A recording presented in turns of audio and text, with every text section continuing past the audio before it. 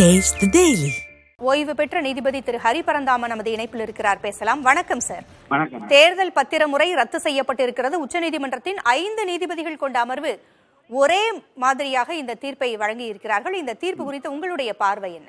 அதாவது ரொம்ப மிக தாமதமான தீர்ப்பு, சரியான தீர்ப்புன்னு நினைக்கிறேன். ஏன்னா இது 2014 அப்புறம் கிட்டத்தட்ட இப்ப 10 ஆண்டுகளாக இந்த தேர்தல் பத்திரம் மூலமாக கோடிக்கணக்கான ரூபாயை இப்ப ஆளுகின்ற பிஜேபி வாங்கிச்சு. ரெண்டாவது அந்த பணம் யார் கொடுத்தாங்க என்பதை யாருக்கும் தெரியாது. அந்த முறையில சட்டங்களை திருத்திக்கிட்டாங்க. அதே மாதிரி இப்ப தேர்தல் நிதி கொடுப்பதற்கான வரம்பையும் எடுத்துட்டாங்க. வெளிநாட்டு கம்பெனிகள் உட்பட கொடுக்கறதுக்கான வரம்பையும் எடுத்துட்டாங்க. அதே நேரத்துல மக்களுக்கு தெரிவிக்க வேண்டிய அவசியம் இல்லை என்றதுதான் அந்த பாண்ட் இருக்கு பாருங்க, எலக்டோரல் பாண்டுடைய விசேஷமான எல்லாரும் சிவில் சொசைட்டி குறிப்பாக அதை கடுமையாக எதிர்த்து வழக்கு போட்டாங்க. அது பல வருஷங்களா விசாரிக்காம இருந்த உச்ச நீதிமன்றம் இப்ப ரத்து பண்ணது வரவேற்கத்தக்கது.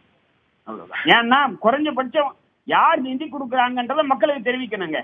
இப்போ குற்றவாளி ஒரு வழக்கு இருக்குன்னு சொன்னா அதை பற்றி விவரங்களை தெரிவிக்கணும்னு ஏற்கனவே சொல்லி இருக்கு. அதே மாதிரி யார் பணம் கொடுக்குறாங்க, ஒரு கார்பரேட் பல ஆயிரம் கோடி கொடுக்குறாங்க அப்படின்னா அது தெரிவிக்கணும்.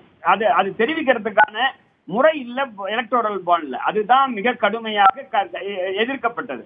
அதன் மூலமாக யார் பணம் தருவாங்க, பல கார்பரேட்டுகள் யாருக்கு பணம் தருவாங்க, ஆளுங்கட்சிக்கு தருவாங்க. எந்த ஆளுங்கட்சியா இருந்தாலும். இந்த எலக்டோரல் பாண்ட் ஸ்கீமை இந்த அரசு கொண்டு வந்தது. இப்ப இருக்கக்கூடிய மத்திய அரசு 2014 அப்புறம் கொண்டு வந்தது.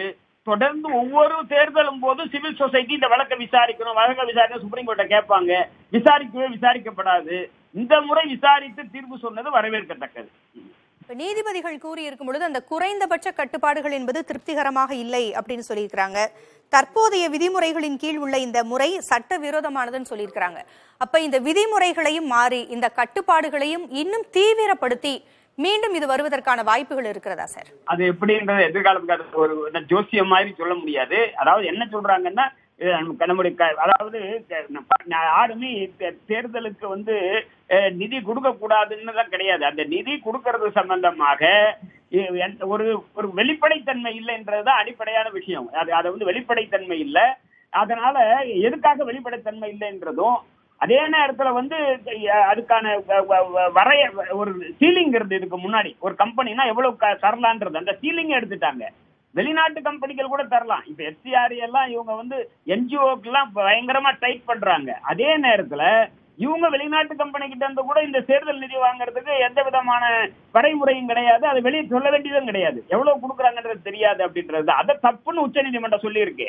அதை இவங்க அதை மறுபடியும் இதே சட்டத்தை போடுவாங்களா, ஏன்னா இந்த அரசாங்கம் போடுமா அப்படின்னு கேட்கறத எதிர்காலம் தான் சொல்லணும்.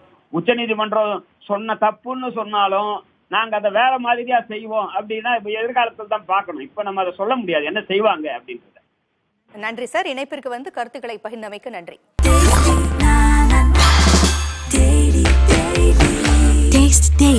Taste the Daily.